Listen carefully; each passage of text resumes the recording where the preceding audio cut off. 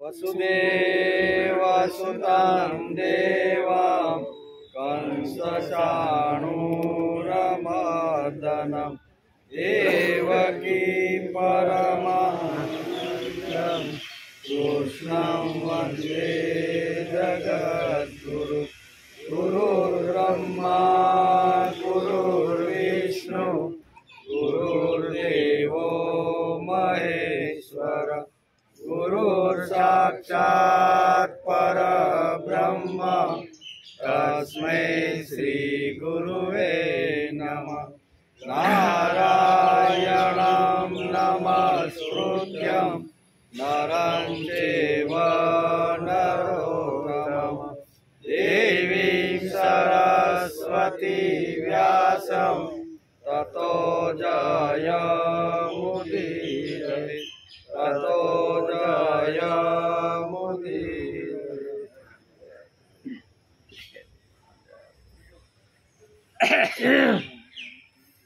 सुंदर गोपालम उरवनमालम नयन विशालम दुःखहरम वृंदावन चंद्रम आनंदकंदम परमानंदम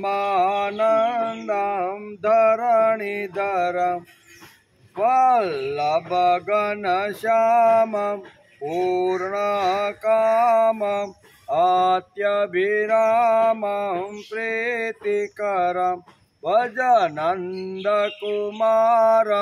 सर्वसुखसारं तत्त्वविचारं ब्रह्मपरम्। सुंदर गोपालम उरवनमालम नयन विशालम दुःखहरम એનો અર્થ થાય છે જેમના હૃદયમાં વનમાળા છે, વિશાળ જેના નેત્રો છે, જે શોકનો નાશ કરનારા છે। એકવાર ભગવાનનું ચરણ લઈ લઈએ તો ભગવાન આપણા બધા શોક એટલે દુઃખનો નાશ કરનાર છે। જે વૃંદાવનના ચંદ્ર છે, પરમાનંદમય, પૃથ્વીને ધારણ કરવાવાળા। કેવા છે ભગવાન?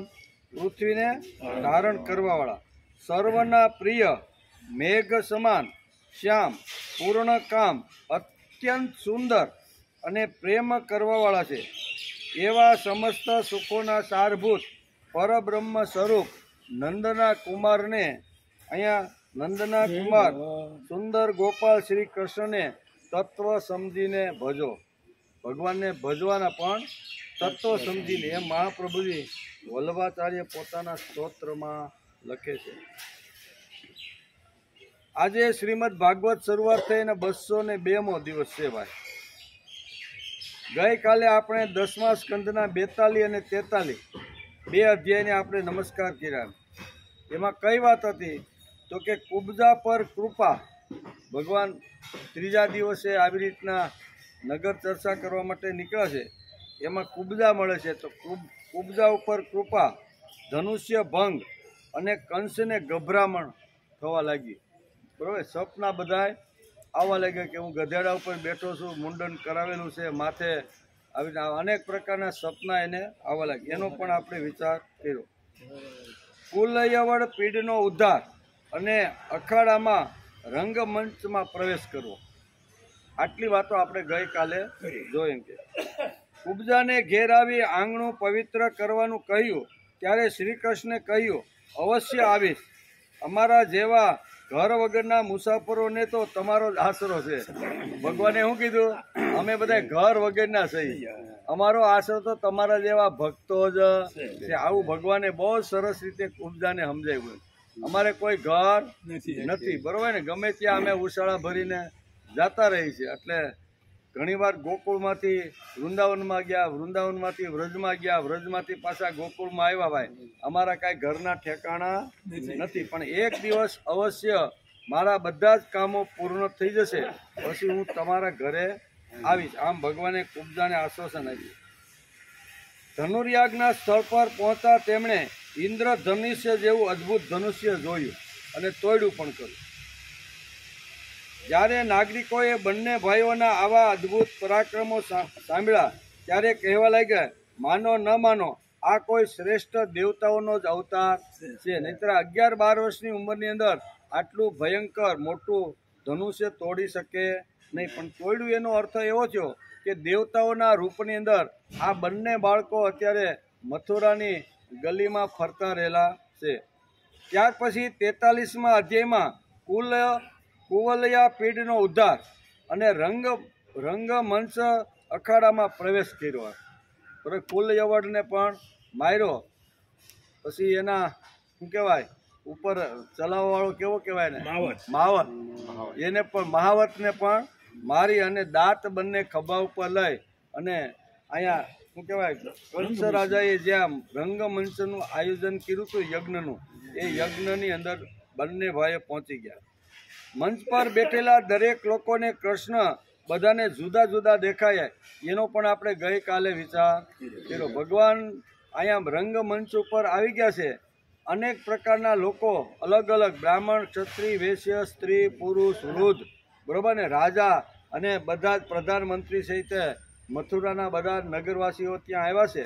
બધાને ભગવાન કૃષ્ણ અલગ અલગ રીતે દેખાણા એનો પણ આપણે વિચાર કર્યો.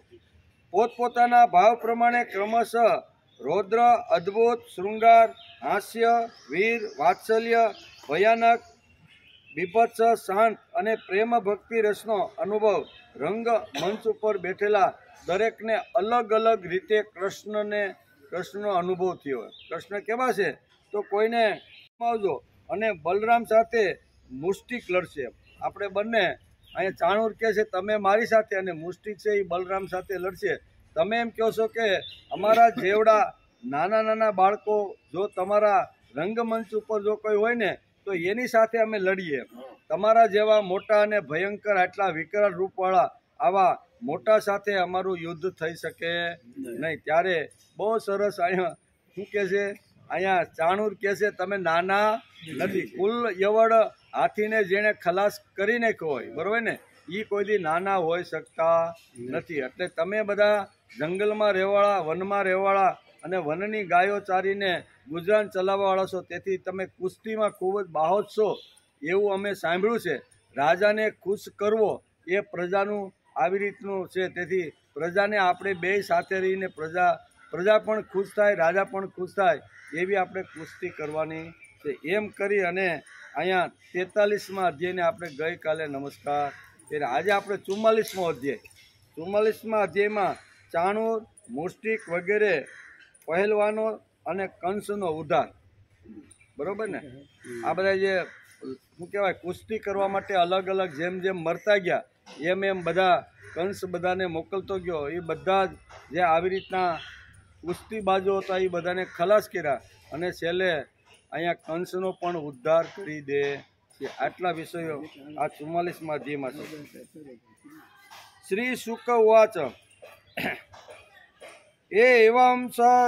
એવં સર્ષિત સંકલ્પો ભગવાન મધુસૂદન આસસાયા દથા ચાણૂર મુષ્ટિકમ રોહિણી સુત. સુખદેવજી કહે છે કે હે રાજા પરીક્ષિત, ભગવાન શ્રી કૃષ્ણે ચાણૂર વગેરેના વધનો અફર સંકલ્પ મનમાં કરી લીધો અને જોડી નક્કી પણ થઈ ગઈ. બેયની જોડી નક્કી પણ થઈ ગઈ. પ્રમાણે કૃષ્ણ ચાણૂર સાથે અને બલરામજી મુષ્ટિક સાથે મલ્લ યુદ્ધ કરવા તૈયાર થઈ ગયા. બંનેની જોડી પણ અહીંયા રંગમંચ ઉપર બંનેની નક્કી થઈ ગઈ. એમ સુખદેવજી મહારાજ અત્યારે રાજા પરીક્ષિતને આ પ્રમાણે સમજાવે છે. તે લોકો એકબીજાને જીતી લેવાની ઈચ્છાથી હાથમાં હાથ અને પગમાં પગ ભરાવીને બળપૂર્વક એકબીજાને ખેંચવા લાગ્યા. હવે મલ્લયુદ્ધ શરૂ થયું છે. કોનું? અહીંયા બલરામની સાથે અહીંયા મુષ્ટિક છે અને ચાણૂરની સાથે અત્યારે કૃષ્ણ છે. આ જોડી નક્કી થઈ ગયા પછી બંને યોદ્ધાઓ, બંને આવા જે વીરો છે એની સાથે યુદ્ધ કરવાની એટલે કે શરૂ કરી. તેઓ પંજામાં પંજો, ઢીંચણોમાં ઢીંચણ, માથા સાથે માથું અને સાથી સાથે સાથી ભીડાવીને એકબીજાને હરાવવા માટે મલ્લયુદ્ધ કરવા લાગ્યા. આ પ્રમાણે દાવ પેચ કરીને પોતપોતાના પ્રતિસ્પર્ધીને પકડીને આમ તેમ ઘુમાવા લાગ્યા. દૂર ધકેલી દેતા, જોરથી પકડી લેતા, ચોંટી જતા, ઉઠાવીને ફેંકી દેતા, છટકીને નીકળી ભાગતા અને ક્યારેક છોડીને પાછા હટી જતા. આ પ્રમાણે એકબીજાના પ્રહારો રોકતા, પ્રહારો કરતા અને પછાડતાની કોશિશ કરતા. ક્યારેક કોઈ નીચે પડી જાય તો બીજો તેને ઢીંચણો અને પગથી દબાવી ઊભો કરી દેતો, હાથથી પકડી ઉપર લઈ જતો, ગળે વળગો હોય તેને ધકેલી દેતો અને જરૂર પડ્યે હાથ પગ ભેગા કરી પોટલાની જેમ બાંધી દેવા પ્રયત્ન કરતા હતા. બંનેની જોડી આવી રીતના મલ્લયુદ્ધની અંદર શરૂ થઈ ગઈ છે એમ અત્યારે ભાગવતકાર વેદવ્યાસ લખે છે અને સુખદેવજી મહારાજ રાજા પરીક્ષિતને આ મલ્લયુદ્ધનું વર્ણન કરતા આ પ્રમાણે કહે છે કે હે રાજા પરીક્ષિત, આ કુસ્તી જોવા નગરની ઘણી બધી સ્ત્રીઓ પણ આવી હતી. સ્ત્રીઓ હતા, બાળકો હતા, નગરવાસીઓ હતા, શેઠિયાઓ હતા. રાજાઓને પણ આમંત્રિત કરીને રંગમંચ ઉપર આ શું કહેવાય કંસે બધાને બોલાવ્યા હતા. એટલે બધા જ પ્રકારના લોકો ત્યાં રંગમંચ ઉપર આવેલા હતા. એમાં સ્ત્રીઓ પણ આવેલી હતી. એમ કે તેમણે સ્ત્રીઓએ જ્યારે જોયું કે મોટા મોટા પહેલવાનો સાથે આ નાના નાના નિર્બળ બાળકો લડાવવામાં આવી રહ્યા છે, ત્યારે તે અલગ અલગ જૂથોમાં મળીને કરુણાવશ આપસમાં વાતચીત કરવા લાગ્યા. બધી જે ગામની જે મથુરાની જે સ્ત્રીઓ આવી હતી એ અંદરો અંદર વાત કરવા લાગી કે એક બાજુ આવી રીતના બળવાન, શક્તિશાળી, ઉંમરમાં મોટા, શરીરથી એવા કસાયેલા અલમસ્ત આવી રીતના મલ છે, અને બીજી બાજુ 11-12 વર્ષના આ બે નાના છોકરાઓ છે. એટલે આવેલી જે સ્ત્રીઓ છે, રંગમંચ ઉપર બેઠેલી સ્ત્રીઓ અંદરો અંદર આવી રીતની વાતો કરવા લાગી. શું વાતો કરે છે એ અહીંયા વેદવ્યાસે લખ્યું છે અને સુખદેવજી મહારાજ રાજા પરીક્ષિતને કહે છે, અહીં રાજા કંસની સભામાં આયોજકો મોટો અન્યાય કરી રહ્યા છે. આ જે સ્ત્રીઓ બોલે છે શું કહે છે કે આ કંસની સભાની અંદર મંચ ઉપર બેઠેલા અમે બધા એનો વિરોધ કરીએ છીએ કે આ અત્યારે અન્યાય થઈ રહ્યો છે. અત્યારે આ આયોજકોએ ખૂબ જ મોટો અન્યાય કર્યો છે અને અધર્મ કરી રહ્યા છે. કેટલા દુઃખની વાત છે. જે રાજાની સામે આ બળવાન પહેલવાનો અને નિર્બળ બાળકોના યુદ્ધનું અનુમોદન કરી રહ્યા છે, આ રાજા પણ આવી રીતનો અલગ બંનેને રાખી દીધા છે. એક બહેન બીજી બહેને કહે છે, બહેન જુઓ, આ પહેલવાનોનું એક એક અંગ વજ્ર જેવું મજબૂત છે, જોવામાં પણ તેઓ પર્વત જેવા ભયંકર છે, પરંતુ શ્રી કૃષ્ણ અને બલરામ હજી ખૂબ જ નાના છે, પુખ્ત યુવાન વયના પણ થયા નથી. તેમની તો કિશોર અવસ્થા ચાલી રહી છે. એમનું એક એક અંગ અત્યંત કોમળ છે. ક્યાં આ મોટા ધુરંધર, આ ચાણૂર અને મુષ્ટિક, અને ક્યાં આ નાના નાના કોકાઉ નથી. ચાલો આપણે જતા રહીએ. જ્યાં અધર્મની બોલબાલા હોય ત્યાં ક્યારેય ઊભા રહેવું નહીં. આ સખીઓ આજે શું કહેવાય મથુરાની જે સ્ત્રીઓ છે એ અંદરો અંદર વાતા કરતા કહે છે. બહુ સરસ. અહીં 4 શ્લોકની અંદર વેદવ્યાસે લખ્યું છે અને અંદરો અંદર સ્ત્રીઓ કેવી રીતની અહીંયા વાતો કરે છે એનું 4 શ્લોકની અંદર અહીંયા વર્ણન કરવામાં આવ્યું છે. કવવ્રજ સારસંગો મલો શૈલેન્દ્ર સાનિભો કવ ચાતિરોમુરારંગો કિશોરો નાપ્ત યૌવનો ધર્મ વ્યાતિક્રયો હસ્ય સમાજ સદ્રુવમ ભવેત યત્ર ધર્મ સમુષ્ટેન તેયમ તત્ર કિહિતિતમ ન સભા પ્રવિશેત. કે છે હવે સભા છોડીને આપણે જવું છે. ન સભા પ્રવિશતે પ્રાજ્ઞ સભ્ય દોષાનું ન સ્મરમ અબ્રુણમ વે બ્રુણમ ગગ્નો નર કિલ્બી સમાસ્તુત. 4 શ્લોકની અંદર અહીંયા મથુરાની જે સ્ત્રીઓ છે આ મલ્લયુદ્ધ જોઈ મંચ ઉપર બેઠેલી છે, અને મંચ ઉપર બેઠેલી આ બધી સ્ત્રીઓ અંદરો અંદર વાતો કરીને કહે છે કે જેટલા લોકો એકઠા થયા છે, જોઈ રહ્યા છે, તે બધાને ધર્મના ઉલ્લંઘનનું પાપ લાગશે. કારણ કે અધર્મ અત્યારે થઈ રહ્યો છે. અધર્મ કેવી રીતે? તો એક તો અલમસ્ત છે, બોડીમાં એકદમ કવાયેલું શરીર છે અને ઊંચા પર્વત જેવો એક માણસ છે અને એની સામે 11-12 વર્ષના 2 છોકરાઓ છે.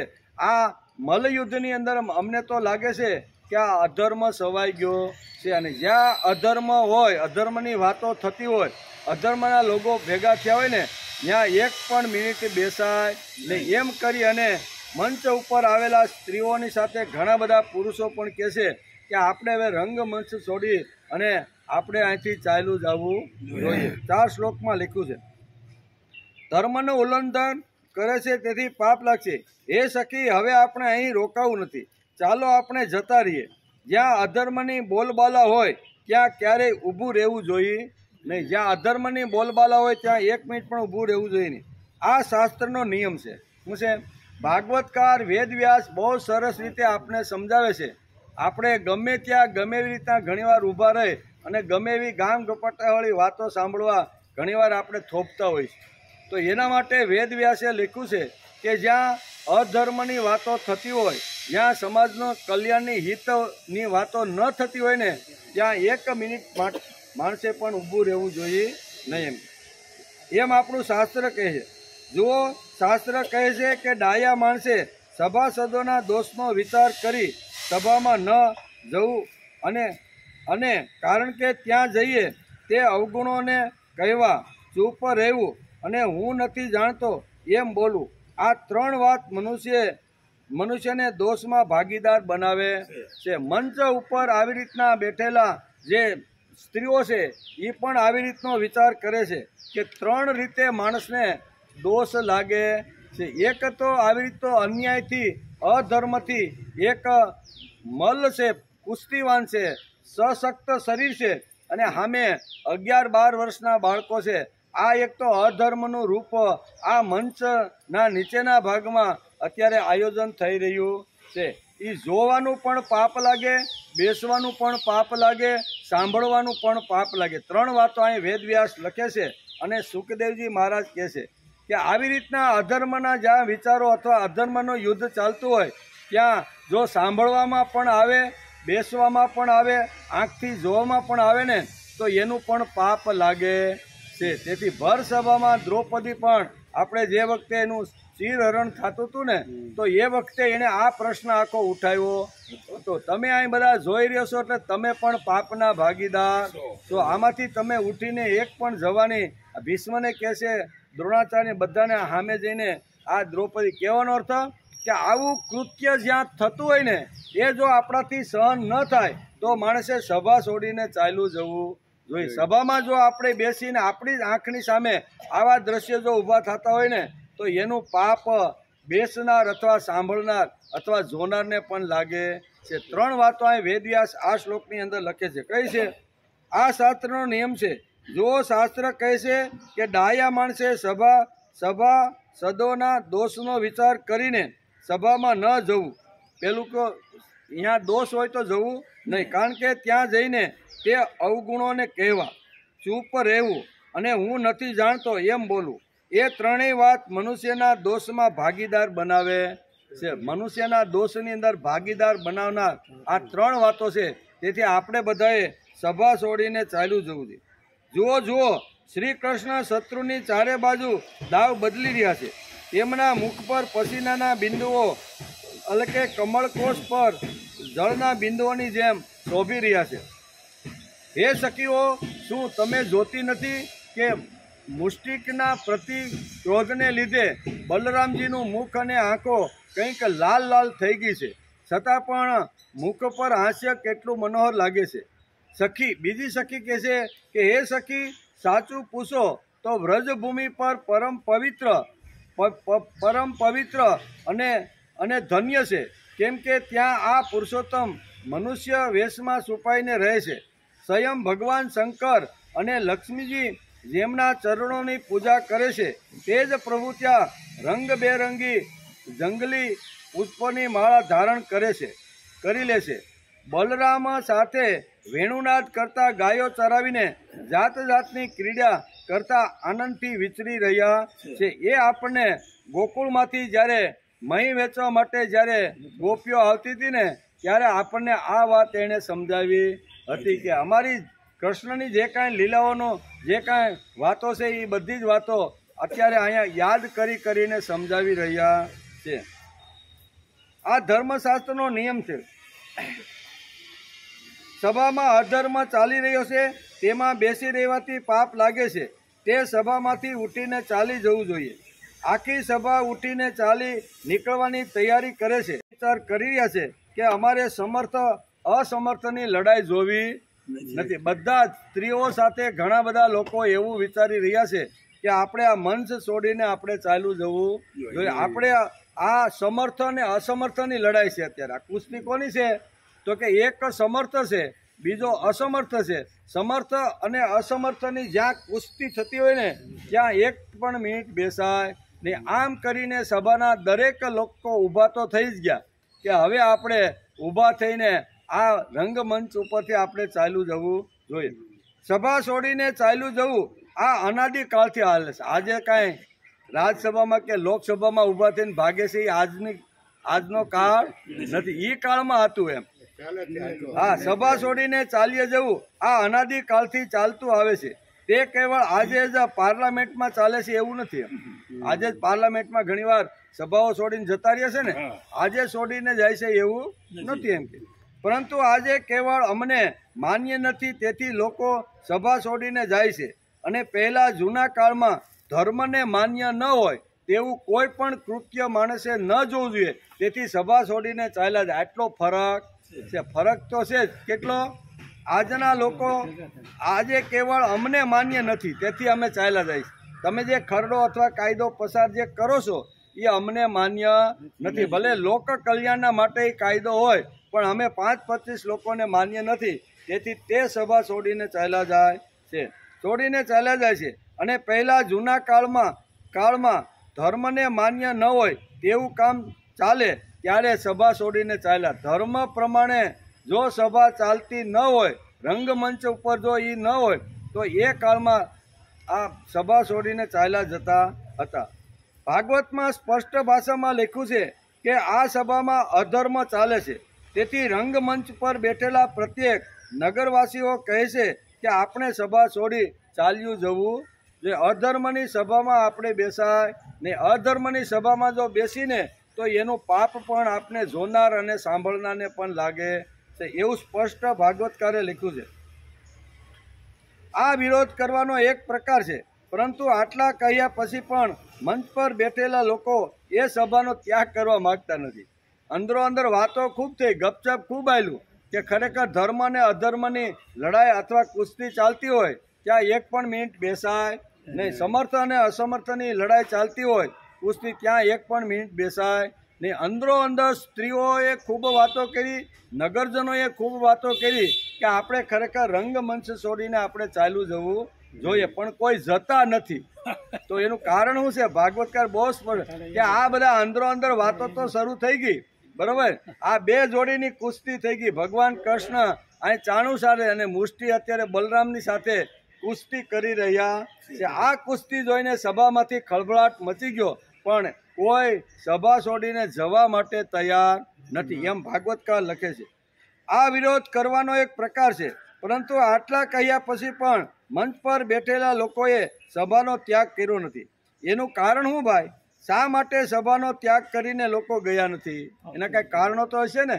વાતો થઈ એમ સમર્થ અસમર્થનું આવી રીતની કુસ્તી જોવાય ને. એક બાજુ ધર્મ, બીજી બાજુ અધર્મ. ધર્મ અને અધર્મ જ્યાં આવી રીતના લડતા હોય ત્યાં પણ ઊભું રહેવાય ને. એટલે આ બધી વાતો છે છતાંય લોકો જવા તૈયાર નથી. એનું કારણ 3 દિવસથી એટલું જબરદસ્ત આકર્ષણ કૃષ્ણનું હતું.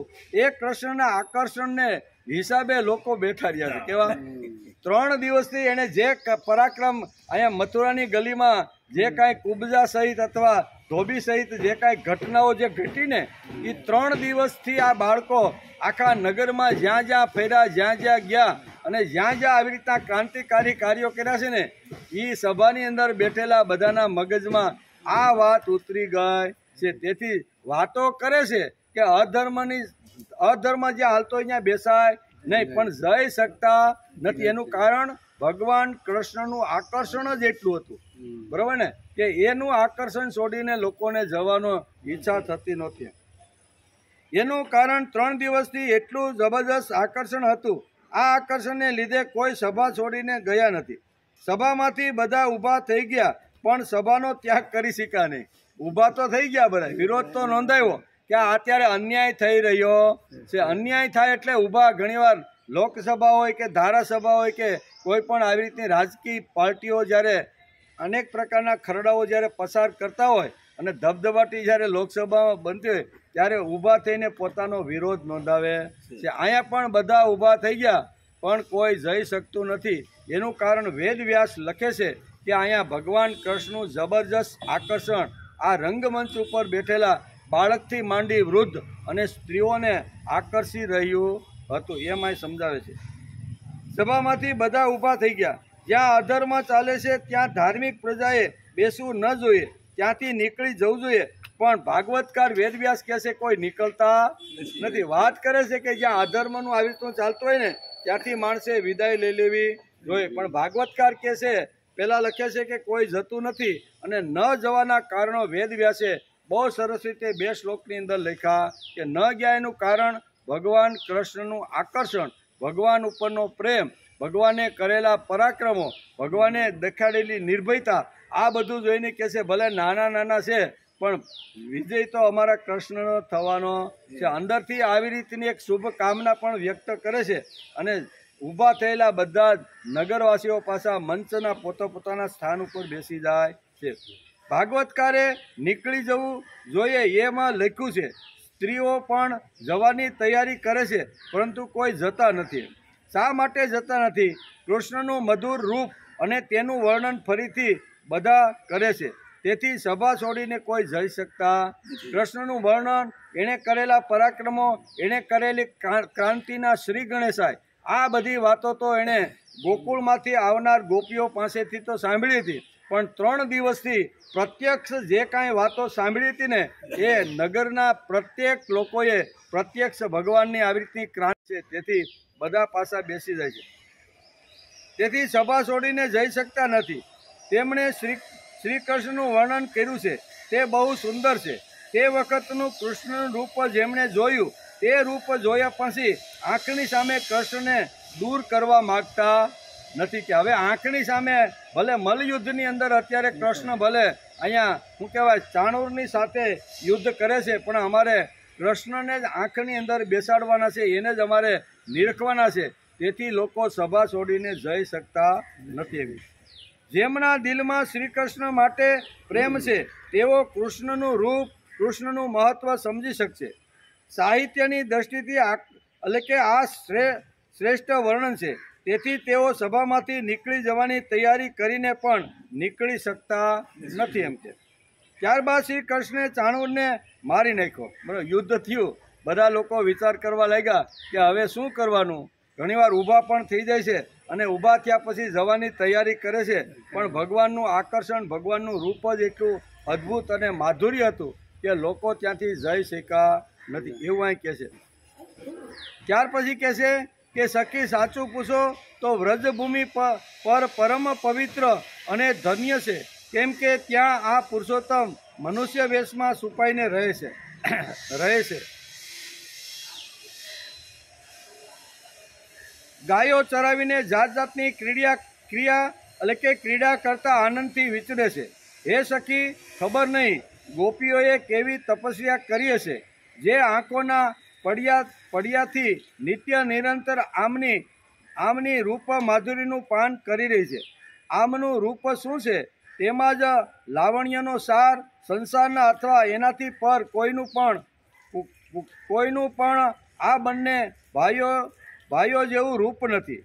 પછી એમનાથી વધારે સુંદર હોવાની તો વાત જ ક્યાં કરવી. તેથી આપણે જવા માટે તો ઊભા થઈ ગયા છીએ, પણ આવું સુંદર મજાનું લાવણ્ય રૂપ બંને ભાઈઓનું જોઈ અને જવાનું ને ખસવાનું મન થતું નથી. એક બાજુ અહીંયા અધર્મની લડાઈ ચાલે છે, ત્યાં બેસવું ન જોઈએ એવી રીતની વાત એને ખબર છે, પણ અહીં ભગવાન કૃષ્ણનું આવું સુંદર મજાનું માધુર્ય રૂપ જોઈને એ પાછી બધી બેસી જાય છે. આ રૂપને જોતા તૃપ્તિ થતી નથી, કેમ કે આ રૂપ પ્રતિક્ષણે નવું નિત્ય નૂતન છે. સમગ્ર યશ, સૌંદર્ય અને અને ઐશ્વર્ય આમને આશ્રિત છે. હે સખીઓ, પરંતુ આનું દર્શન તો ગોપીઓ સિવાય અન્યએ પહેલા કોઈએ કર્યું નથી. આજે મથુરામાં આવ્યા છે તો એકદમ આંખથી નિરખી એને લઈ આમ કરી અને એક ગોપી બીજી સખીને કહેશે, બેસ બેસ, હવે આપણે જવું નથી. હે સખી, વ્રજની ગોપીઓ ધન્ય છે. નિરંતર શ્રી કૃષ્ણમાં તેમનું ચિત્ત જોડાયેલું રહેવાના લીધે પ્રેમભરા હૃદયથી આંસુઓના કારણે ગદગદ કંઠથી તે આ શ્રી કૃષ્ણની લીલાઓનું ગાન કરતી રહે છે. તે દૂધ દોહતા હોય, દહીં મથતા હોય, અનાજ ખાંડતા હોય, ઘર લીપતા હોય કે બાળકોને હિંચકા નાખતા હોય, રોતા બાળકોને સાના રાખતા હોય, તેમને નવડાવતા હોય, ઘરમાં ઝાડુ કાઢતા હોય, શું શું કહું. તમામ ઘરના કામ કરતા શ્રી કૃષ્ણના ગુણગાનની અંદર તલ્લીન રહેલી આ ગોકુળની ગોપીઓ ધન્ય છે. એમ કરીને ગોકુળની ગોપીઓને ધન્યતા આપતા આ મથુરાની સખીઓ આવી રીતની વાત કરી રહ્યા છે કે જે વખતે ગોકુળની અંદર ભગવાન કૃષ્ણે અનેક પ્રકારની લીલાઓ કરી, વ્રજમાં કરી, વૃંદાવનમાં કરી, એ બધી લીલાઓનું સ્મરણ કરતી કરતી કોઈ પણ ઘરનું કામ હોય, નાના મોટા બધા જ કામ કરતી વખતે આ ગોપીઓ ભગવાનના ચરણ કમળમાં જ પોતાનું મન રાખી અને આવી રીતનું જીવન જીવે છે. ધન્ય છે એ ગોકુળની શું કહેવાય, ગોકુળની ગોપીઓને. આ શ્રી કૃષ્ણ જ્યારે સવારે ગાયો ચરાવવા માટે વ્રજમાંથી વનમાં જાય છે અને સાયંકાળે તેમને લઈને વ્રજમાં પાછા આવે છે, ત્યારે બહુ જ મધુર સ્વરમાં વાંસળી વગાડે છે. બંસીનાદ સાંભળી ગોપીઓ ઘરનું બધું જ કામકાજ છોડીને જલ્દી રસ્તા ઉપર દોડી આવે છે અને શ્રી કૃષ્ણનું મંદ હાસ્ય અને કરુણાભરી ચિત્તવનથી મુક્ત મુખ કમળ નિરખીને ન્યાલ થઈ જાય છે. ખરેખર ગોપીઓ પરમ પુણ્યશાળી છે. એ જ ગોપીઓને જે આંખથી અને મનથી જેણે કીકીની અંદર બેસાડી દીધા છે એવા ભગવાન શ્રી કૃષ્ણ અત્યારે મથુરાની અંદર રંગમંચની નીચે અત્યારે મલ કુસ્તી કરી રહ્યા છે. ગોપીઓ તો ત્યાં રહીને ધન્ય થઈ ગઈ છે. થોડા સમય માટે અહીંયા ગોકુળ છોડીને મથુરામાં આવા કૃષ્ણ આવ્યા છે તો એને હવે અમારે નિરખવાના છે. તેથી બેસ હવે આપણે રંગમંચ છોડીને જવું નથી. એમ એક સખી બીજી સખીને વારંવાર કહી રહી. શા માટે નથી જવું? તો કે ગોપીઓ કેટલી ધન્ય છે કે એની સાથે તો કાયમ આ નંદકુમારના જે લાલ છે એ તો કાયમ માટે એની સાથે રહેતા હતા. આપણે તો થોડાક દિવસ પૂરતા એની સાથે છીએ તો જ્યાં સુધી કૃષ્ણ મથુરામાં છે ત્યાં સુધી આપણે એને આંખથી નિરખી અને આપણી આંખ અને કાનને પવિત્ર કરી લઈ. આમ અવારનવાર કહે છે ભરત વંશના શ્રેષ્ઠ પુરુષ જે સમયે મથુરાની સ્ત્રીઓ, અહીંયા સુખદેવજી મહારાજ કહે છે કે હે રાજા પરીક્ષિત, ભરત વંશના હે શ્રેષ્ઠ પુરુષ પરીક્ષિત, જે સમયે મથુરાની સ્ત્રીઓ આ પ્રમાણે વાતો કરી રહી હતી ત્યારે યોગેશ્વર ભગવાન શ્રી કૃષ્ણે શત્રુને મારી નાખવાનો મનમાં નિશ્ચય કરી લીધો. હવે કે આ બધાને વધારે મારે કાંઈ રાહ જોડાવી નથી. મંચ ઉપર જે બેઠેલા છે એના બધી સખીઓની વાત ભગવાને અંતરથી જાણી લીધી. ઘણીવાર ઊભા થઈ જાય છે, સભા છોડીને જવાની તૈયારી કરે છે, બરાબર. અધર્મ ચાલતો હોય ત્યાં બેસવાની અમારી તૈયારી નથી, એવા શબ્દો એના મોઢામાંથી નીકળે છે. ભગવાન વિચાર કરે છે, મન બધાના વાંચી લે છે અને ભગવાન કહે છે કે હવે લાંબો સમય મારે એને રાહ જોડાવી નથી, તલ પાપડ કરાવવા નથી. તેથી અહીંયા સુખદેવજી મહારાજ કહે છે કે હે રાજા પરીક્ષિત, જે સમયે મથુરાની સ્ત્રીઓ આ પ્રમાણે વાતો કરી રહી હતી ત્યારે યોગેશ થઈ ગયા હતા. આ બધી વાતો સાંભળી અને કેદખાનામાં પુરાયેલા એના જે માતા પિતા હતા એ પણ શોક વિહ્વળ થઈ ગયા હતા. તેમના હૃદયમાં બહુ જ સંતાપ, બહુ પીડા થવા લાગી હતી, કેમ કે તેઓ તેમના પુત્રના બળ પરાક્રમને જાણતા ન હતા કે આટલું બધું બળ, આટલું પરાક્રમ છે એ આવી રીતના વસુદેવ અને દેવકી જાણતા ન હતા. ભગવાન શ્રી કૃષ્ણ અને તેમની સાથે કુસ્તી કરનાર ચાણૂર અને જુદા જુદા પ્રકારના દાવ પેચનો પ્રયોગ કરીને લડી રહ્યા હતા. તે જ પ્રમાણે બલરામજી અને મુષ્ટિક પણ લડી રહ્યા હતા. ભગવાનનું પ્રત્યેક અંગ, શરીરના ગૌણ ભાગો, કપાળ, કાન વગેરે વજ્રથી પણ કઠોર થઈ રહ્યું હતું. તેમની સાથે લડતા ચાણૂરની નસો ઢીલી થઈ ગઈ. વારંવાર તેને એવું લાગતું હતું કે તેના શરીરના બધા બંધ તૂટી રહ્યા છે. તેને બહુ ગ્લાનિ થવા લાગી. અહીંયા ભગવાને આડાઅવળા તેને ગમે તેને ઉછાળા કરીને એની બધી નસો ઢીલી કરી નાખી હતી. તે વેદવ્યાસ લખે છે. હવે તે વધારે જોશપૂર્વક બાજની જેમ ઝપાટો બોલાવતો નહોતો. ભગવાને અહીં કે કુસ્તીબાજમાં એટલી અહીંયા ચાણોની નસોને ઢીલી કરી નાખી કે હવે બહુ લડવા માટે સમર્થ ન હતો.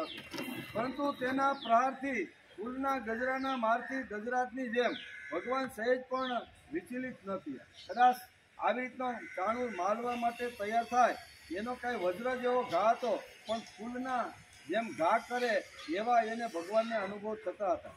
તેમણે ચાણૂરના બંને હાથ પકડી લીધા અને તેને ખૂબ જ વેગથી અંતરિક્ષમાં ફેરવ્યો અને પછી જમીન ઉપર એટલે કે પછાડ્યો. હે રાજા પરીક્ષિત, ચાણૂરના પ્રાણ તો તેણે ફેરવ્યા ત્યારે જ નીકળી ગયા હતા. તેની વેશભૂષા અસ્તવ્યસ્ત થઈ ગઈ હતી. કેસ અને માળાઓ વિખરાઈ ગયા હતા. તે ઇન્દ્ર ધ્વજ એટલે કે ઇન્દ્રની પૂજા માટે ઊભા કરાયેલી મોટી ધજાની જેમ તે પડી ગયો.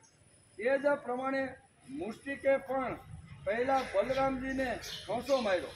તેથી બળવાન બલરામજીએ તેને બહુ જોરથી એક તમાશો ચોંટાડી દીધો. તમાશો લાગતા તે ધ્રુજી ઉઠ્યો અને આંધીથી વૃક્ષ ઉખડે એમ તે અત્યંત વ્યથિત થઈ અને છેવટે પ્રાણહીન થઈને પૃથ્વી ઉપર પડી ગયો. બંને ચાણૂર અને મુષ્ટિક આ બંનેને એકે કૃષ્ણે અને એકે બલરામે આવી રીતના યમપુરી પહોંચાડી દીધા. હે રાજા પરીક્ષિત, ત્યાર પછી યોદ્ધાઓમાં શ્રેષ્ઠ બલરામજીએ પોતાની સામે આવતા જ કૂટ નામના પહેલવાનને રમતમાં ડાબા હાથે મારી નાખ્યો. એક પછી એક પાછા અહીંયા કંસ બધા આવી રીતના પહેલવાનોને મોકલતા જાય છે કુસ્તી કરવા માટે. આમ કૃષ્ણ અને બલરામ જેવા કુસ્તીબાજો એની સામે આવે છે તો વારાફરતી એક એકને યમપુરી પહોંચાડી દે છે. તે સમયે ભગવાન શ્રી કૃષ્ણે પગની લાતથી સલનું માથું ધડથી જુદું કરી દીધું અને કૌશલના તણખલાની જેમ ચીરીને એના ટુકડા કરી નાખ્યા. આ રીતે બંને પરાશયી થઈ ગયા. જ્યારે ચાણૂર, મુષ્ટિક, કૂટ, છલ અને કૌશલ આ 5 પહેલવાનો મરાઈ ગયા ત્યારે જે બચી ગયા હતા તેણે પોતાનો જીવ બચાવવા માટે મુઠ્ઠીઓ વાળીને ભાગવા લાગ્યા. ઘણા બધા અહીંયા કંસ રાજાએ બધાને તૈયાર કરી રાખ્યા હતા કે તમારે વારાફરતી કદાચ એકાદો મૃત્યુ પામે તો બીજાએ તૈયાર. આમ 5 જણાનો ભગવાન કૃષ્ણ અને બલરામે જ્યારે યમપુરીમાં પહોંચાડી દીધા ત્યારે બાકીના વધેલા જે હતા ને થોડા ઘણા એ કે હવે આપણે જીવ બચાવીને રંગમંચમાંથી ભાગી જવું. તેથી તે નાસી છૂટ્યા. તેમના ભાગી જવાથી ભગવાન શ્રી કૃષ્ણ અને બલરામજી પોતાની ઉંમરના ગ્વાલ બાળકોને ખેંચીને તેમની સામે નાચીને વાજિંત્રોની સાથે પોતાના નુપુરોનો ઝણકાર ચલાવીને મલ્લ ક્રીડા કરવા લાગ્યા. જે આવી રીતના અસુર વૃત્તિના બાળકો હતા ને એની સાથે આવી રીતનું યુદ્ધ કરવા લાગ્યા.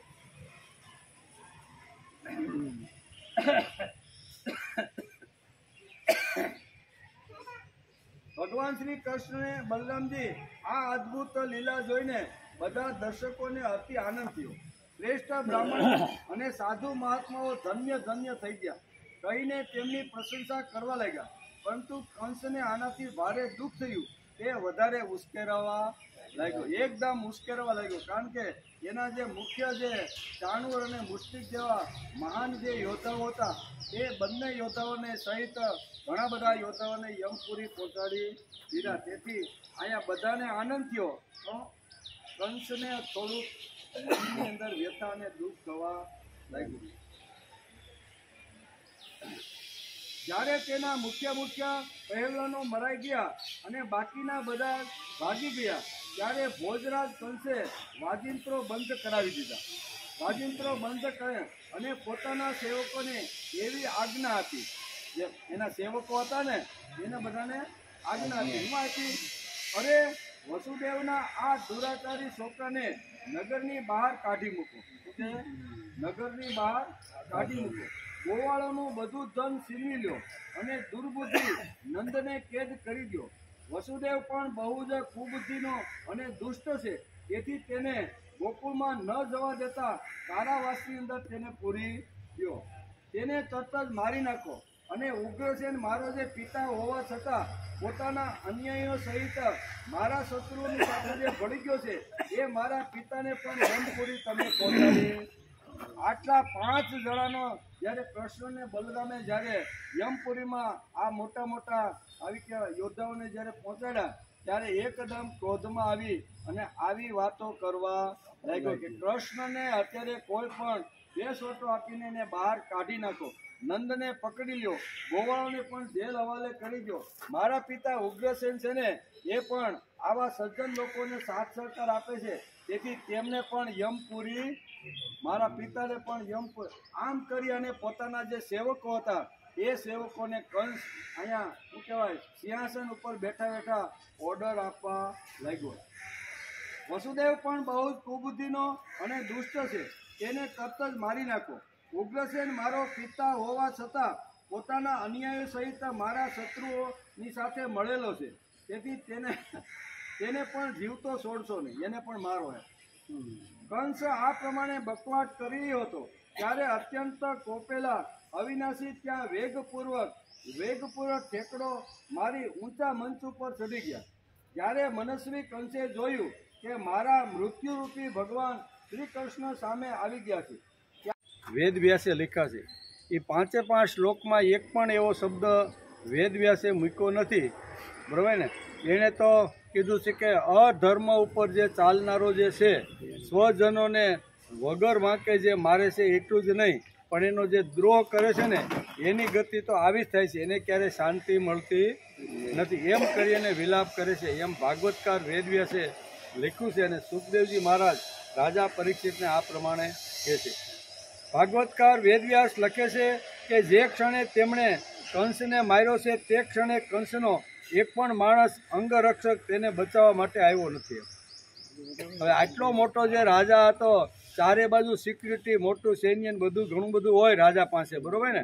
પણ જે વખતે રાજાને અહીંયા કૃષ્ણએ બોચી પકડી અને મંચથી નીચે લાવી અને જ્યારે માર્યો છે ત્યારે એનો એક પણ અંગરક્ષક આવી રીતનો એને બચાવવા માટે કે અમારા રાજાને શા માટે માર્યો છે, આને મારો, આને પકડો, આને કારાવાસમાં પૂરી ગયો, એવો એક પણ માણસ મથુરાનો એનો અંગરક્ષક હોય કે કોઈ એનો આવી રીતનો નાગરિક હોય, કોઈએ એનો વિરોધ કર્યો નથી. આખી સભામાંથી એક પણ માણસ તેમનો વિરોધ માટે આગળ આવતો નથી. શ્રી કૃષ્ણે પોતાના ચારિત્રથી બધાને જીતી લીધા છે અને બધાના હૃદય સમ્રાટ બની ગયા છે, તેથી કોઈ સભામાંથી કે અંગરક્ષક એનું રક્ષા કરવા માટે આવ્યા નથી. હૃદય સમ્રાટ બની ગયા છે અને ભગવાન કૃષ્ણે પોતાના ચારિત્રથી જ આખા ગોકુળ હોય, મથુરા હોય, વૃંદાવન હોય કે પછી મથુરા વ્રજ હોય, કોઈ પણ જગ્યાએ હોય તો પોતાના ચારિત્રથી જ એણે જગતના બધા જ માણસોને જીતવાનો પ્રયત્ન કર્યો છે. મથુરામાં પણ અહીંયા ગલી ગલીમાં જ્યારે 3 દિવસ ફેર્યા ત્યારે એમણે બધાના હૃદય પણ જીતી લીધા હતા.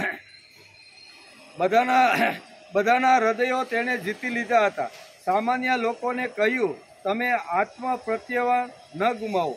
તેઓ બધાને જ મળતા હતા. નાના માણસો હોય, મોટા હોય, વેપારી હોય, કોઈ પણ હોય, બધાને મળતા પોતાના આત્મ પ્રત્યે ગુમાવવો જોઈએ નહીં. અંદર રહેલો જે ભગવાન છે ને એ ભગવાનનો માણસે વિચાર કરી લેવો. જે આમ આત્મ પ્રત્યે જેનું ખોવાયેલું હતું એમાં આત્મ પ્રત્યે જગાડવાનો પ્રયત્ન કર્યો હતો. અને ખરેખર શંકરાચાર્ય પણ આ જ વાત લખે છે કે માણસનો આત્મ પ્રત્યે જો જાગૃત થઈ જાય ને તો કોઈ એનું કાંઈ બગાડી શકતું નથી. તેથી ભગવાન કૃષ્ણે જ્યાં જ્યાં ગયા છે, જેમને મળ્યા છે, પછી કોઈ પણ ક્ષેત્રમાં ગયા હોય તો બધાના આત્મા પ્રત્યેને જાગવાનો પ્રયત્ન કર્યો છે. શંકરાચાર્ય પણ પોતાના સ્તોત્રમાં લખે છે અહમ નિર્વિકલ્પો નિરાકાર રૂપો વિભુર્વ્યાપ્ય સર્વત્ર સર્વેન્દ્રિયાણામ સદા મે સમત્વમ ન મુક્તિ ન બંધ ચિદાનંદ રૂપ શિવોહમ શિવોહમ ચિદાનંદ રૂપ શિવોહમ શિવોહમ. હું નિર્વિકલ્પ નિરાકાર રૂપ છું. મારે કોઈ સંકલ્પ નથી, મને કોઈ આકાર નથી. હું સર્વ ઇન્દ્રિયોમાં છું, સર્વ સ્થળે વ્યાપી રહેલો વિભુ છું.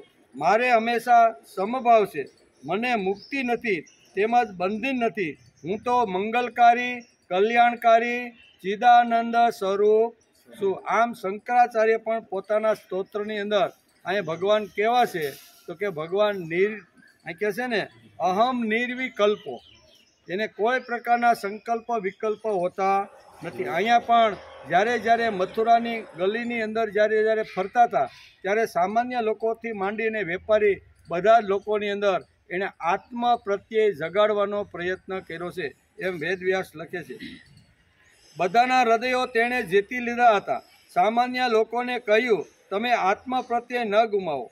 આથી કોઈ એમ ન સમજે કે કૃષ્ણને વૈયક્તિક પ્રતિભા, વૈયક્તિક માનાપમાન, વૈયક્તિક પ્રતિષ્ઠા માન્ય ન હતી, પણ તેઓ ઉપયુક્તતાવાદી જીવ હતા.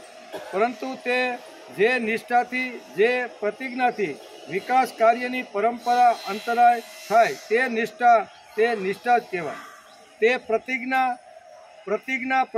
નહીં, તે ધર્મ નહીં. તેવો ધર્મ ભલે ડૂબી જાય. એટલે સ્પષ્ટ માન્યતા કૃષ્ણની હતી કે કદાચ કોઈએ પ્રતિજ્ઞા લીધી હોય પણ સામે જો ધર્મ ડૂબતો હોય તો પોતાની પ્રતિજ્ઞા તોડી અને પ્રથમ ધર્મનું રક્ષણ કરવું. ભગવાને પોતે પ્રતિજ્ઞા લીધી હતી. જે વખતે દુર્યોધન અને અર્જુન જ્યારે યુદ્ધ નક્કી થયું અને જ્યારે ભગવાન કૃષ્ણને અહીંયા યાદવો અને કૃષ્ણ ભગવાનની પાસે આવ્યા દ્વારકામાં, ત્યારે પણ બહુ સ્પષ્ટતા કરીને બંનેને કીધું. એક બાજુ દુર્યોધન, બીજી બાજુ અર્જુન હતો કે ભાઈ તમારે બધો અમારા માટે માગવા માટે આવ્યા છો, પણ હું ક્યારેય યુદ્ધના મેદાનમાં હાથમાં હથિયાર ઉપાડીશ ને આવી પ્રતિજ્ઞા લીધી હતી ને. અને આવી પ્રતિજ્ઞા લીધી હતી ત્યારે દુર્યોધન વિચાર કરે છે કે જે યુદ્ધમાં આવીને લડતો જ ન હોય ને હાથમાં હથિયાર જ ન ઉપાડે તો એવા કૃષ્ણને આપણે ધોઈ પીવો છે. એના કરતાં મને યાદવ સેના તમે મને આપી દો. હું કે છે કે જે પ્રતિજ્ઞાબદ્ધ હોય કે યુદ્ધ થશે અને યુદ્ધના મેદાનમાં કદાચ હું કૃષ્ણ આવી રીતે હું કે આવીશ ને તો હું હાથમાં હથિયાર ઉપાડી નહીં હોય યુદ્ધના મેદાનમાં, તો એવો સૈનિક કે એવો યોદ્ધો કોઈ દી શોભી શકતો. તો મારે કાંઈ હું કે આવા પુતળાને મારે હું લઈ જાઉં. આમ કરીને દુર્યોધન આખી યાદવ સેના માગી લે છે. ભગવાન મલક હસે છે કે આને બિલકુલ અકલ નથી, કાંઈ વાંધો નહીં, જે કરવાનું હતું બધું થઈ કહેવાનો હતો. અને પછી યુદ્ધ શરૂ થાય. યુદ્ધના 10મા દિવસે ઘણી બધી ઘટનાઓ ઘટે છે. વેદવ્યાસ ભાગવતની મહાભારતની અંદર લખે છે. અને એ વખતે ભગવાન કૃષ્ણએ અહીંયા શું કહેવાય દ્વારકાની અંદર પ્રતિજ્ઞા લીધી હતી કે હું યુદ્ધના મેદાનમાં હથિયાર ઉપાડીશ નહીં. એ વખતે પિતામહ ભીષ્મ રોજના હજારોની લાખો સૈન્યોને કચડગાણ બોલાવતા હતા. પિતામહ ભીષ્મની સામે એક પણ પાંડવોનો યોદ્ધો ટકી શકતો નહીં. ભગવાન વિચાર કરે છે કે આવી રીતનું હજી 2 દિવસ જો વધારે યુદ્ધ ચાલશે ને તો પાંડવ પક્ષની અંદર કોઈ યોદ્ધો બચશે નહીં. તેથી અર્જુનને કહે છે કે ભાઈ તું અત્યારે પૂજા સમજીને એના જે તું બાણ મારે છે ને એની બાજુમાંથી બધા પિતામહ ભસ્મની બાજુમાંથી વયા જાય છે.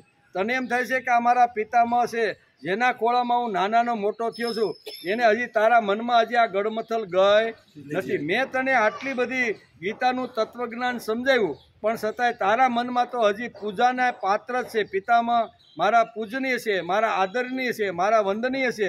હવે આવા જે વંદન કરવા જેવા હોય, પૂજા કરવા જેવા હોય, જેની આરતી ઉતારીને નમસ્કાર કરીને આશીર્વાદ લેવા જેવા હોય એની સામે મારું બાણ કેમ લગાડવું?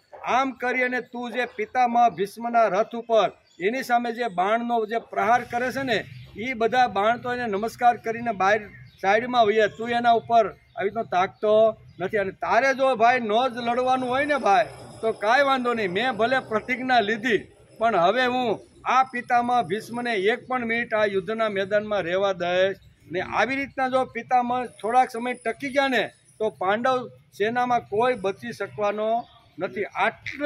આટલા ઉત્સાહથી પિતામહ ભીષ્મ યુદ્ધના મેદાનમાં લડતા હતા. ભગવાન વિચાર કરે છે ભલે ધર્મના કાર્ય માટે, ધર્મની રક્ષા માટે અને ધર્મનું રાજ્ય સ્થાપન થાય એના માટે મારી પ્રતિજ્ઞા જો તોડવી પડે ને તો મારી પ્રતિજ્ઞા તોડીને પણ ધર્મ રાજ્યનું રક્ષણ કરવા હું જન્મો છું. એમ કરી રથમાંથી કૂદકો મારે છે, હાથમાં ચક્કર લે છે અને પિતામાં ભીષ્મ તરફ એને મારવા માટે આવી રીતના દોડે છે. કહેવાનો અર્થ કે ધર્મ કાર્યની અંદર પણ જો પ્રતિજ્ઞા આડી આવતી હોય, પ્રતિજ્ઞા પણ જો આવી રીતની હોય તો એ દોષ કહેવામાં આવે છે, એમ ભાગવતકાર વેદવ્યાસ લખે છે. ધર્મના કાર્યની અંદર ઘણીવાર આપણે થાય કે મારે અહિંસા કરવી નથી, પણ સામે એવી રીતના ભયંકર દ્રશ્યો જોવે છે ત્યારે માણસને થાય છે કે આ તો ઘણી બધી સ્ત્રીઓને દૂષિત બનાવી રહ્યો છે. ભગવાને મને શક્તિ આપી છે પણ મેં અહિંસા ન કરવાની પ્રતિજ્ઞા લીધી છે.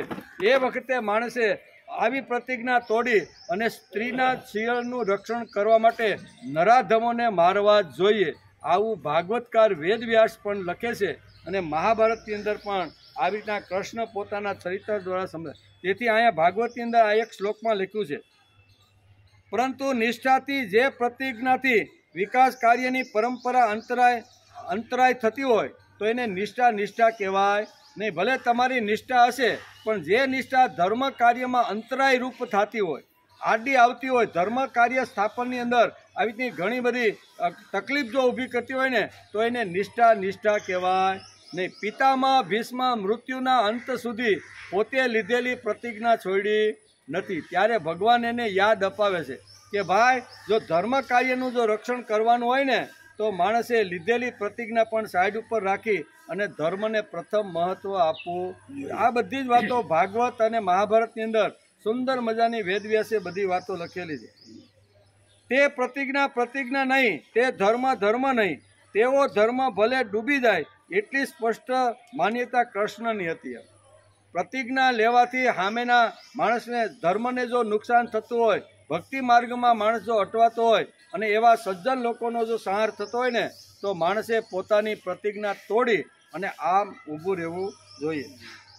જે ધર્મ સામાજિક તેમજ સાંસ્કૃતિક વિકાસ પરંપરામાં અંતરાય રૂપ થતો હોય તો તે ધર્મને ધર્મ માનવા તૈયાર નથી. આવી સ્પષ્ટ કલ્પના શ્રી કૃષ્ણની હતી. તેથી જ વિલાપ કરતી કંસની સ્ત્રીઓને ભગવાન કૃષ્ણ આશ્વાસન આપે છે કે ભલે તમને સમજણ પડી ગઈ છે કે મારા પતિ જે કાંઈ કાર્ય કરતા હતા એ અધર્મ ઉપર ચાલીને જ કરતા હતા. બરોબર, જે સજ્જન લોકો હતા એને ઘણો આવી રીતનો દુઃખો પણ આપતા હતા. પણ હું તમને કહેશે કે જે ધર્મ સામાજિક તેમજ સાંસ્કૃતિક વિકાસ પરંપરા અંતરાય થતો હોય તે ધર્મને ધર્મ માનવા તૈયાર ભગવાન કૃષ્ણ તૈયાર થતા નથી.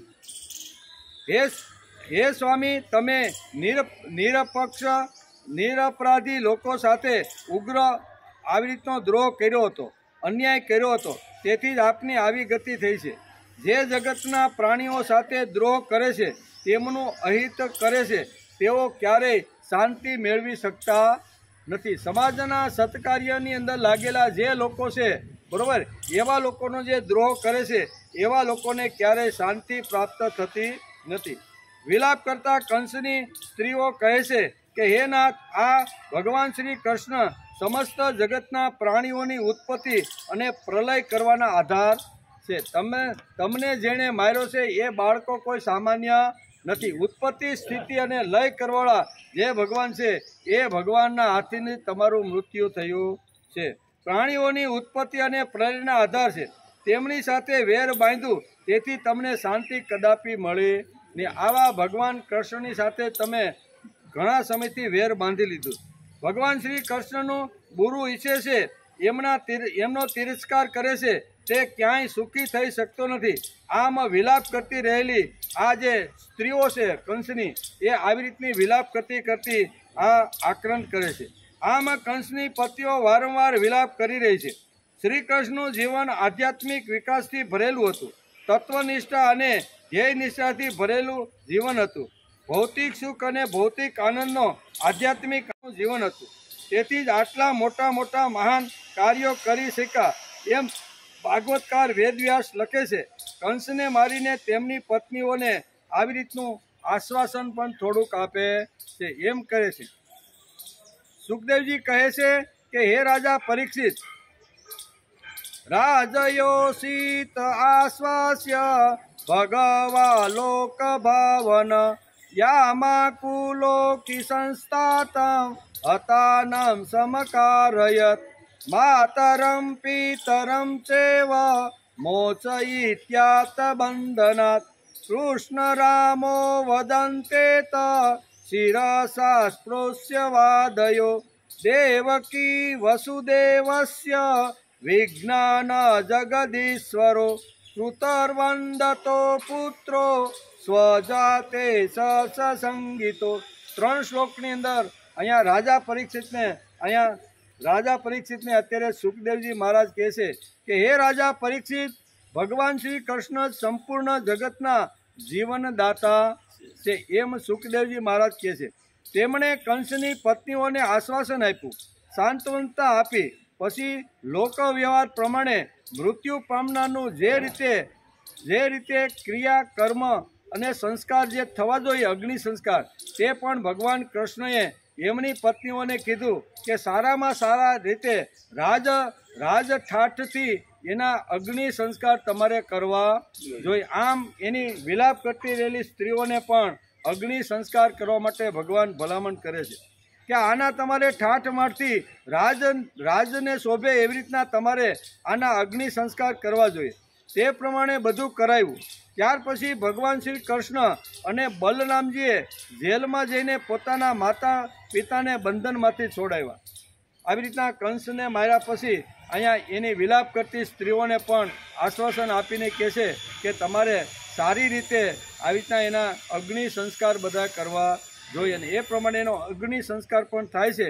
ત્યાર પછી ભગવાન શ્રી કૃષ્ણ અને બલરામજીએ જેલમાં જઈને પોતાના માતા પિતાને બંધનમાંથી છોડાવ્યા અને મસ્તકથી સ્પર્શ કરીને તેમના ચરણોમાં વંદન કર્યા। પરંતુ પોતાના પુત્રોના પ્રણામ કરવા છતાં પણ દેવકી અને વસુદેવે તેમને જગદીશ્વર સમજીને પોતાના હૃદયે ચાંપ્યા નહીં। એક બાજુ કે હવે તો આ તો જગદીશ્વર છે, ઉત્પત્તિ સ્થિતિ અને લય કરવાળો આ મારો દીકરો નથી, પણ આ તો વિશ્વેશ્વર ભગવાન પોતે છે, તેથી તેને હૃદયે ચાંપ્યા નહીં। તેમને શંકા થઈ કે અમે જગદીશ્વરને પુત્ર તરીકે કઈ રીતે અપનાવીએ। આ ભગવાન ખુદ જ અત્યારે અહીં આવ્યા છે તો પુત્ર તરીકે અમે એને અપનાવી શકીએ નહીં।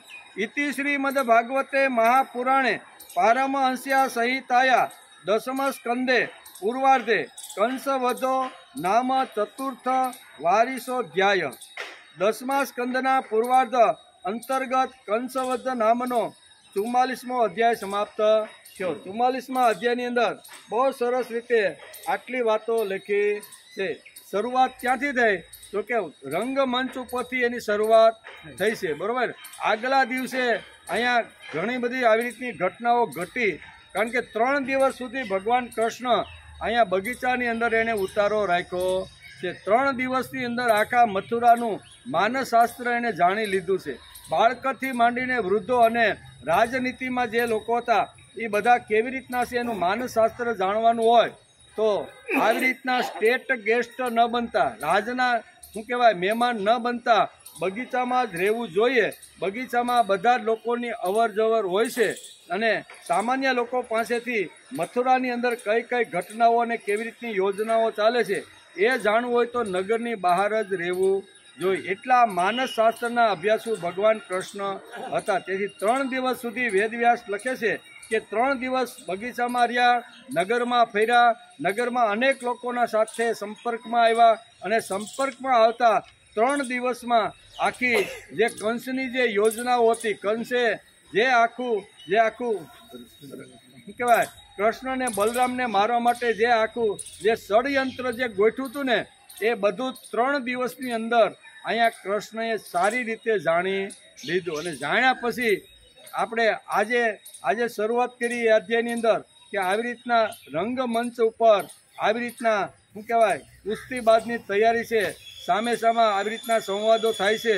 મુષ્ટિ અને ચાણૂર આવી રીતના કહેશે કે ભાઈ તમે બાળક જેવા નથી, તમે આવી રીતના શું કહેવાય વ્રજની અંદર, ગોકુળની અંદર, વનની અંદર ગાયો ચરાવી અને મોટા ડુંગરાઓની અંદર રહી અને ઘણી બધી કુસ્તીબાજ કરો તો તમારી કુસ્તી અત્યારે અહીંયા રાજાને બતાવીને તમારે એને પ્રસન્ન કરવા જોઈએ। રાજા જો પ્રસન્ન થશે તો પ્રજા પ્રસન્ન થશે।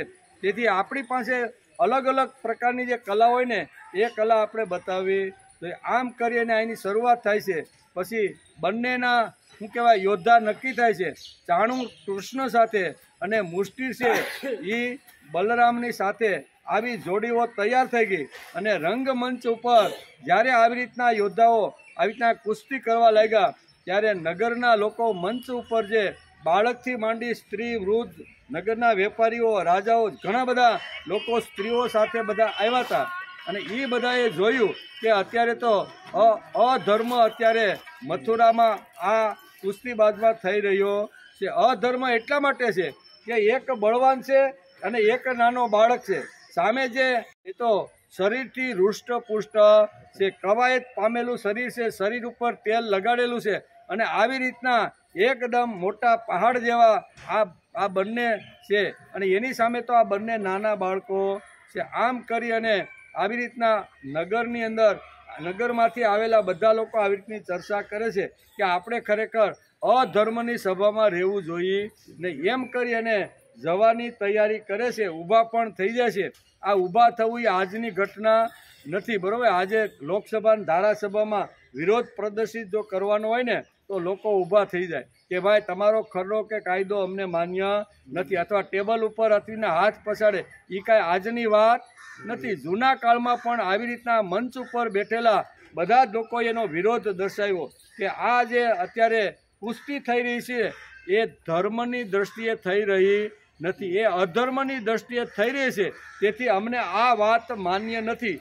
એમ કરી અને બધા જ અહીંયા સખીઓ સાથે બધા જ પ્રજાજનો ઊભા થઈ જાય છે. પણ ફરીથી વિચાર કરે છે કે જે કૃષ્ણ 3 દિવસથી આપણી મથુરાની ગલીમાં ફરે છે, એનો ભાવ, એનો પ્રેમ, એનો આદર, એના ઉપરનો શણગાર, એનું આવું બધું રૌમ્ય જ્યારે સ્વરૂપ જ્યારે જોવે છે ને ત્યારે એમ થાય છે કે આ કૃષ્ણને આંખથી આપણે નિહાળી લઈ. કેટલા દિવસ આ રહેવાનો છે એ ખબર નથી, પણ જ્યાં સુધી અહીંયા છે ત્યાં સુધી આપણી આંખથી આને નિહાળી લેવો. એમ કરી અને સખીઓ અને ગ્રામજનો ઊભા થયેલા હતા, વિરોધ નોંધાયો હતો, પણ છતાં બેઠા રહ્યા કે આમ કરી અને સુંદર મજાનું આવી રીતનું બંનેનું યુદ્ધ શરૂ થાય છે. એમાં મુષ્ટિક અને ચાણુર નામના બંને જે મલ્લો હતા એ મલ્લોને યમપુરી અહીંયા બલરામ અને કૃષ્ણ પહોંચાડી દે છે. ત્યાર પછી અનેક બીજા 3 જે યોદ્ધાઓ આવ્યા એને પણ આવી રીતના પહોંચાડી દે છે.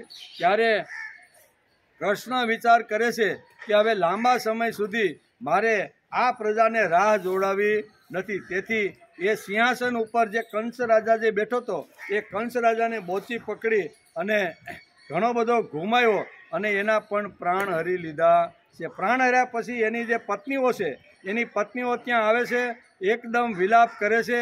અને વેદવ્યાસે એના 5 શ્લોક લખ્યા છે કે વેદવ્યાસ લખે છે કે જે અધર્મ ઉપર જે ચાલે છે એ મારા પતિએ સજ્જન લોકો, સાધુ લોકો અથવા પ્રામાણિક લોકોને હેરાન કરવામાં કોઈ વાત એણે બાકી રાખી નથી. તેથી તેને અત્યાર સુધી ક્યારેય શાંતિ મળી નથી. શાંતિ તેને જ મળે કે જે સારા કામો કરતા હોય, સારા કામ કરનારને ઉત્સાહ, સ્ફૂર્તિ, ચૈતન્ય આપતા હોય એવા લોકોને શાંતિ મળે છે. અમારા પતિને શાંતિ ન મળી એનું કારણ એણે સજ્જન લોકો ઉપર દુરાચાર કરવાનું કોઈ બાકી રાખ્યું નથી. આમ કરી અને વિલાપ કરે છે. ભગવાન એને આશ્વાસન આપે છે.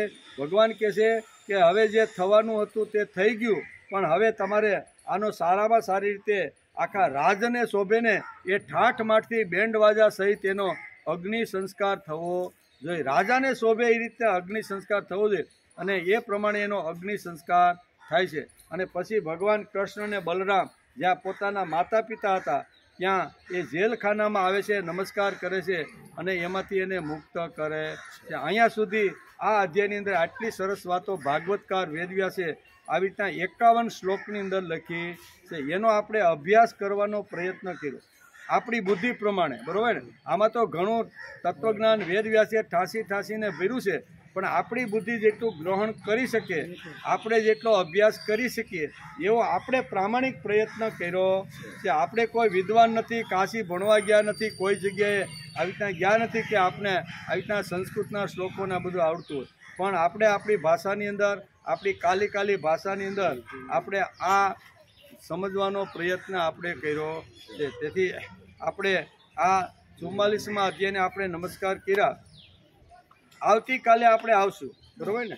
4 મિનિટ છે વહેલું વાત, બરોબર. શ્રી કૃષ્ણ 45મો અધ્યાય આવતીકાલે.